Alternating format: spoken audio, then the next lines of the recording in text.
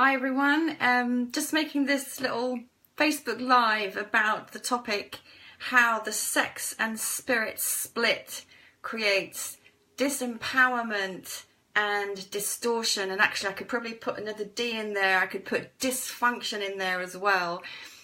As you can tell, this is something I feel really passionate about.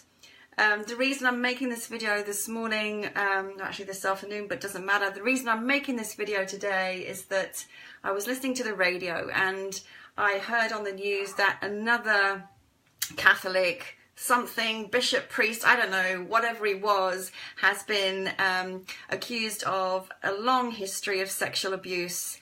And I just thought, for God's sake, this has been happening for so long. Has no one actually stepped back and just taken a look at what's been going on? And besides, judging and condemning the person who's committed the abuse, just look at the wider context for what has been happening for decades historically and think, I wonder why it is that in a church that tells men not to be sexual and not to have sex and denies them that there's been so much abuse perpetrated. I wonder why that might be.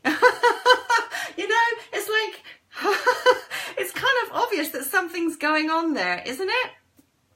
Let's look at what's going on there. It's so bleeding obvious that in any environment where sexuality is deemed to be wrong or shameful, where it is denied, where it is repressed, where it is not owned and honoured and brought into the light, that energy, which is the most natural, beautiful, divine, sacred, empowering essence, will become distorted.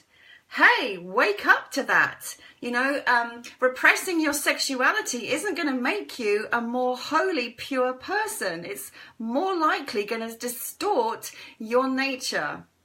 So, if you want to know God, if you want to be holy, if you want to embody the sacred, then come to the Church of Tantra and learn to connect with your body, learn to connect with your sexual energy, learn to connect with your divinity in this living, breathing, feeling, touching, tasting body, which is in its own beingness divine. That is who you are. Now, why does this, I'm really passionate about this.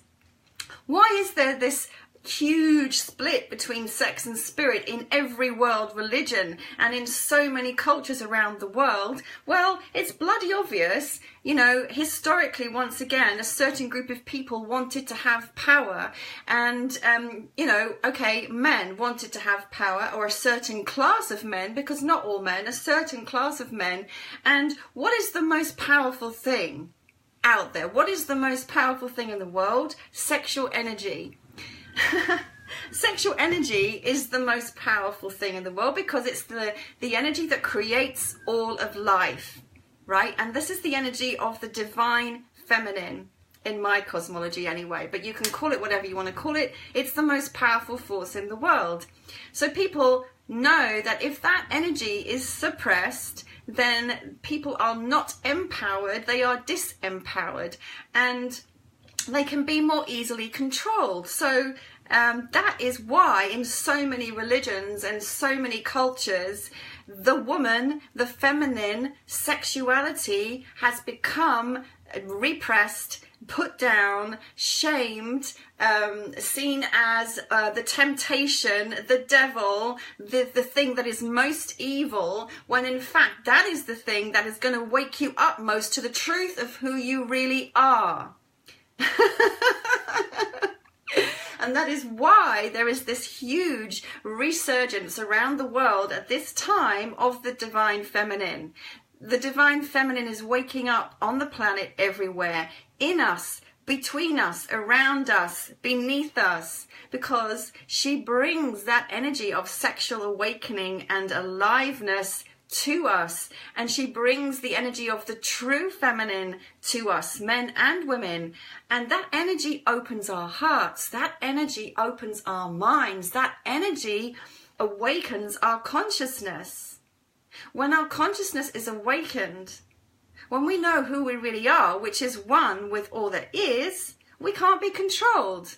At least not so easily. When we have no shame around our sexuality and around our bodies, we are free, we are liberated. What has happened is that shame has become so internalized through centuries of oppression and repression and patriarchy, that we judge ourselves, we stop ourselves, we control ourselves. That's the distortion and that's the disempowerment. So quite naturally, when a man or a woman is told, you know, you'll only find God by repressing your sexuality, it's going to go underground and express itself in a distorted way. You know, it's so blindingly obvious. When I was a teenager, I had, probably like most of us, there comes a time when we step into puberty, right, where our body wakes up. So for me, that was probably around 11 or 12, and I began to menstruate, and that came out funny. But anyway, I started to bleed, and my sexual energy just really woke up. And at the same time, I had this very powerful longing to know God. So in me, both woke up at the same time, but there wasn't the framework around to help me understand what was happening within my body, and the religious framework that at the time I attached myself to through my longing for God. So I have been a very devout born-again Christian, just so you know this. I walked into a church because I wanted to find God. I wanted to make sense of life, and I knew there was more. I knew that. I longed to be intimate with God.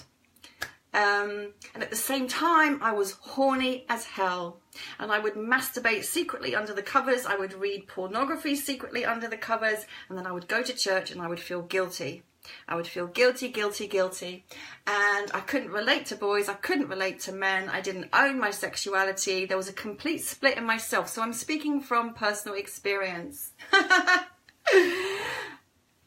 Did I find God in that way? No, I found God when I embraced my sexuality, when I embraced my body, when I embraced who I am. And I discovered that by blending sex and spirit within my own being, I could taste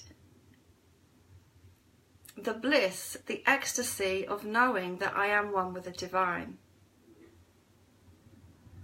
That was my awakening. That was my understanding. That is my knowing. And that is the current of all the work that I do now in the world. It's about bringing sex and spirit together in this body, in this incarnation now. There are so many ways that we can do that. You know, I teach yoga, I teach ecstatic dance, I teach tantra, I coach people one-to-one, but ultimately everything that I do is about bringing more people to the knowing in their own bodies that there is this truth that sex and spirit are one. They are not separate, and as long as we hold them separate, we will be disempowered, and our sexuality and our relating and everything about us will be distorted and dysfunctional.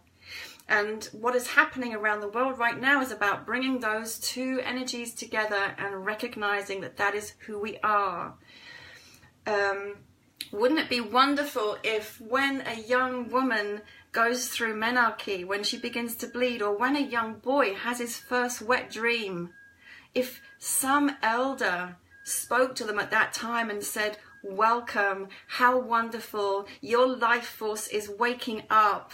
You are now even more in touch with this energy that has created you, out of which you were born. Welcome. Let me show you and teach you how to honor that energy within yourself, how to use that energy wisely, how to love your body, how to honor that in a woman or a man, whoever you're attracted to, whoever you feel drawn to, how to really recognize that they too are divine, that they too carry that sacred energy within them.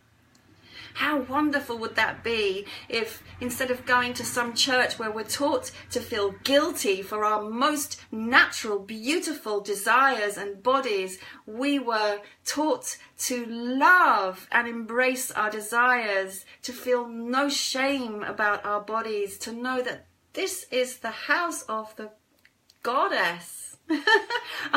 We are living vessels of the divine. How would it be if we could talk about our desires without feeling any shame?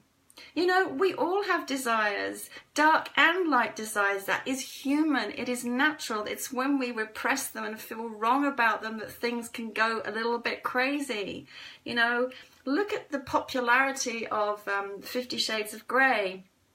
You know, quite dark fantasies lived out there for many people in terms of control and kink and domination. So let's not deny that we have those fantasies. Like, that book was a bestseller. It's the worst written book I have ever come across in my entire life. It's bollocks. You know, it's so badly written, a 5-year-old could write a better book. However, it was a bestseller, and the author is a millionairess because she was writing about people's fantasies. So let's just come out with it and talk about it and be upfront. We all have them. We all have desire. It doesn't mean that we need to act upon each of those fantasies. It doesn't mean that we need to act out in an unconscious way. But that spark of desire that you feel, that spark of aliveness that you feel in your genitals, what if I tell you that is divine? It is magical. It is powerful. Now that you have it, learn to use it. Now that you are connected with it, learn how to transmute that energy to empower yourself, to be vital, to be healthy, to be alive, to awaken your consciousness and to know God really and truly, not by reading some prayer book and in a very dry way and wondering if God is actually hearing you, but knowing that God is alive inside you right now in this minute. Okay? So sex education, it just perpetuates that sex and spirit split as far as I'm concerned. You know, yesterday my children, I have a boy and a girl, they're in their teens, they're beautiful, they're awake, they're amazing. They asked me, do you remember when I was conceived? Do you remember the moment when I was conceived? And you know what? I could actually tell them, I'm pretty sure I know the moment when each of them was conceived. Isn't that beautiful? Like, I remember feeling the absolute love in my heart and, well, actually my whole body for the man that I was making love with, making love. Yes, we were making love. I remember feeling the absolute desire. I remember calling in my children. And, you know, how beautiful is that I can remember that moment of absolute passion, bliss, ecstasy, wild sex, yes. And that in that moment I created my children. And that I can tell them I remember that moment. How beautiful is that? How divine and sacred is that?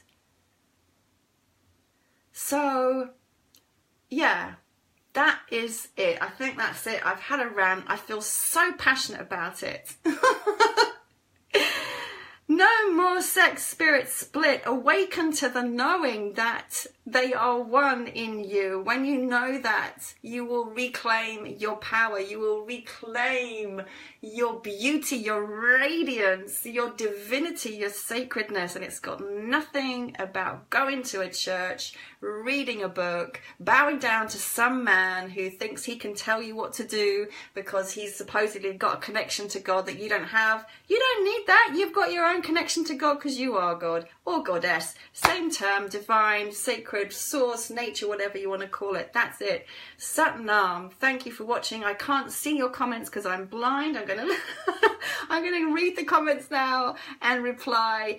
Thank you so much for watching. I just had to make this today. Sat Nam.